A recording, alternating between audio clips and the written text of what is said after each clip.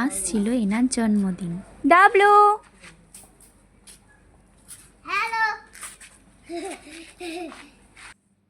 স্নান করতে চলো মায়ের কাছে।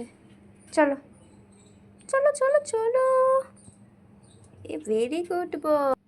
তো জন্মদিনের সকাল সকাল মা ওকে পাউডার লাগিয়ে তারপর স্নান করতে নিয়ে চলে গেছিলো। আজকে খুব ভদ্রভাবে স্নান করেছে। তারপরে ছাদে একটু গা শুকাতে চলে গেছিলো, আর ওখানে গিয়ে ও বাদর দেখে লাফালাফি শুরু করে দিয়েছিল। আর সন্ধেবেলা বৌদি আর মনা কেক নিয়ে চলে এসেছিল। তারপরে এখানে চলছিল যুদ্ধ কেক কাটার। তো ও কেক কাটবে কম আর খাওয়ার জন্য লাফালাফি করছিল বেশি।